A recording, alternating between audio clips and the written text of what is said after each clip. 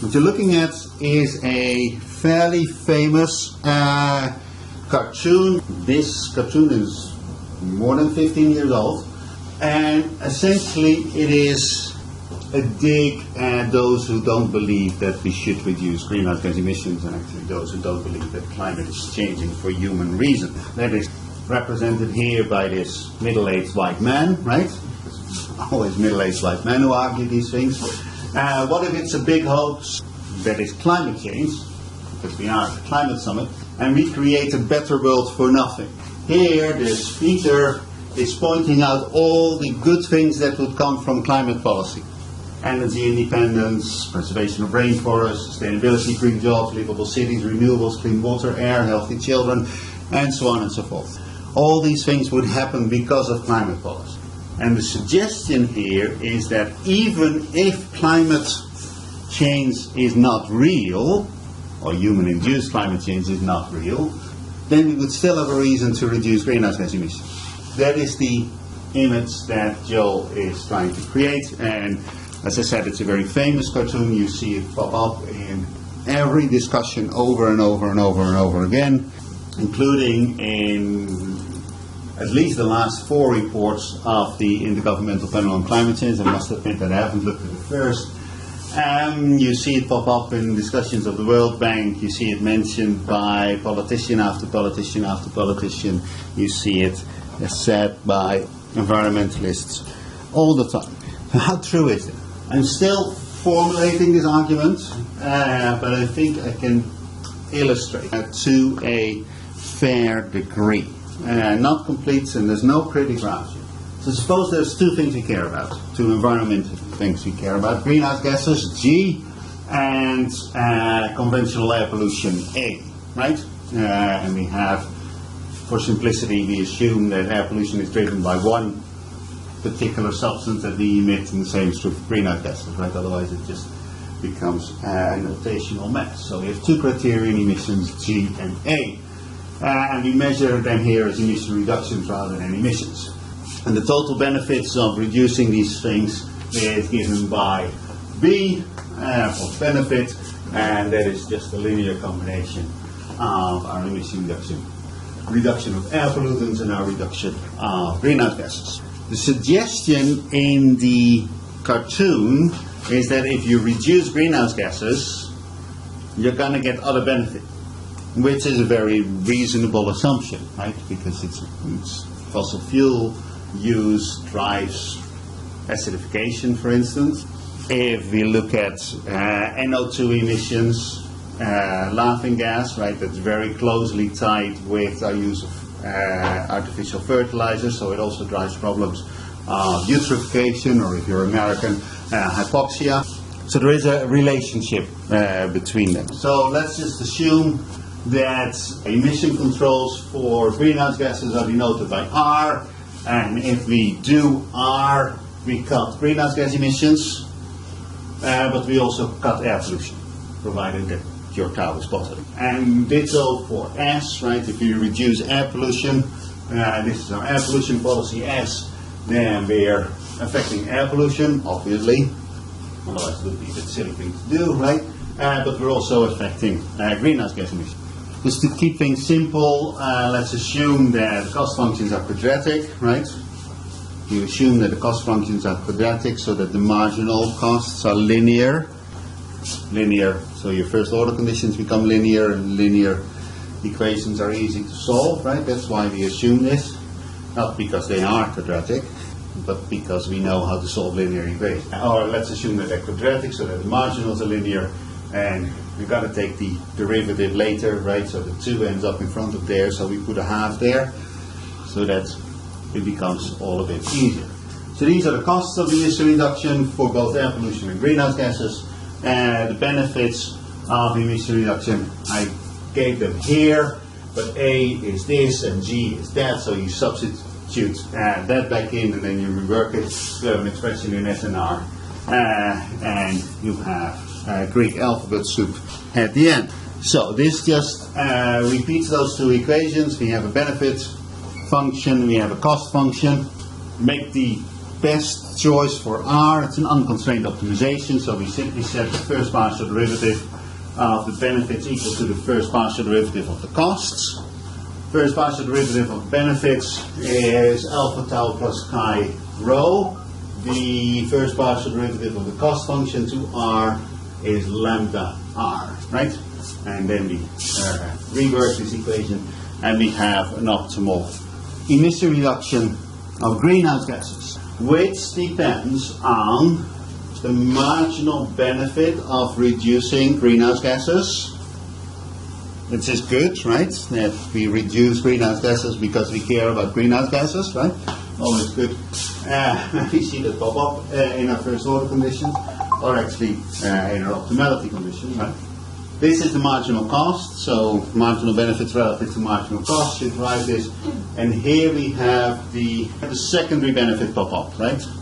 What we see here is that this is essentially through greenhouse gas emission reduction, this is our effect on conventional air pollution. And that indeed shows up as a reason to reduce greenhouse gas. If your tau is positive, if tau is greater than 0, then you would want to, and alpha is greater than 0, if tau is greater than 0, then your R would be greater than if tau is not there. But is tau greater than 0? In some cases it is, right? If your climate policy is to replace coal, which is full of sulfur, by gas, which has very little sulfur in, then as a result of your climate policy, you will reduce your acid rain problem. That's electricity, right? You can also reduce your CO2 emissions by driving diesel cars instead of petrol cars. And that is because you get just more oomph out of a diesel car per CO2 that gets into the atmosphere than you get out of a petrol car.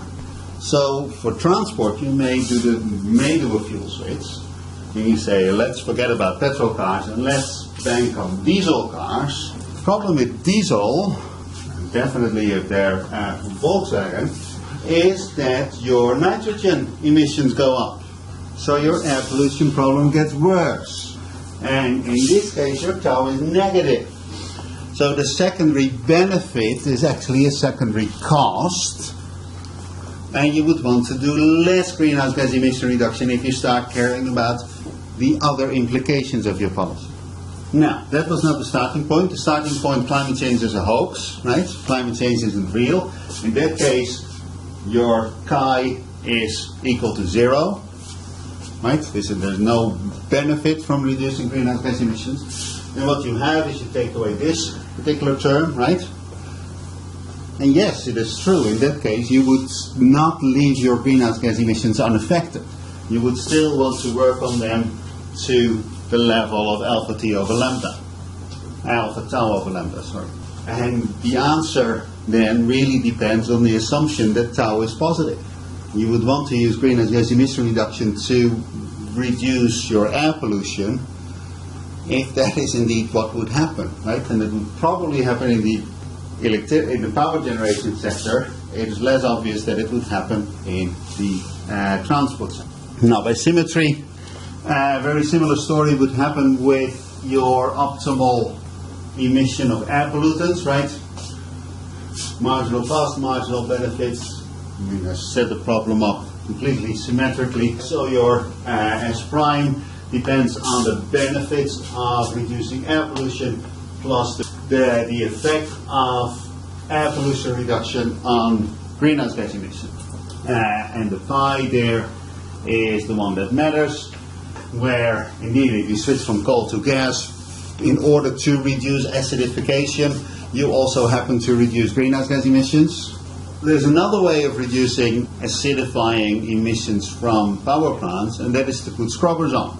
Where essentially what you do is you take your flue gas, you stick it through some sort of chemical process, and that chemical process takes out the sulfur and puts it in a safe solid form rather than in a gaseous form. That takes 20% or so of the electricity generated in the plant.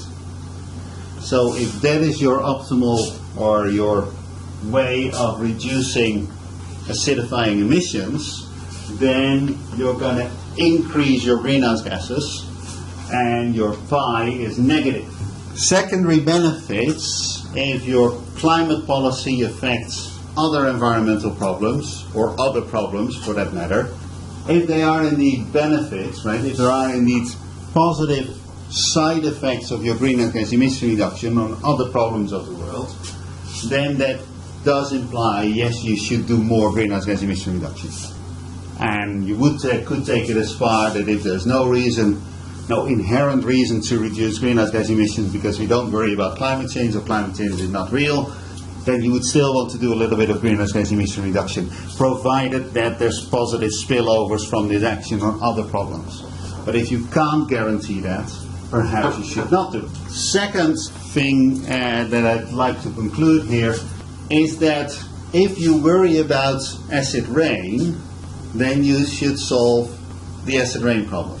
If you worry about urban air pollution, then you should find the best way of reducing urban air pollution.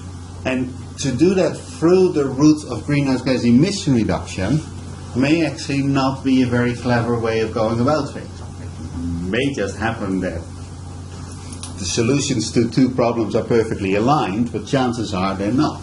And I gave you the example of putting scrubbers on smokestacks. That is by far and away the cheapest way of taking away your acid rain problem and taking a good bit of your urban air pollution problem away. So if you go to Beijing or Shanghai or to Delhi and you worry about urban air pollution, and you would if you spent more than a few hours there, then the answer is not, oh God, we should reduce our greenhouse gas emissions, right? Because it's not the greenhouse gas emissions that make 5.5 million people drop dead every year. It is other pollutants. It's your nitrogen, it's your sulfur, etc. It's a lot of particulates. That is what causes the damage, so that is what you should go after, rather than go after CO2, which actually is a fairly innocent bystander in all of this, right?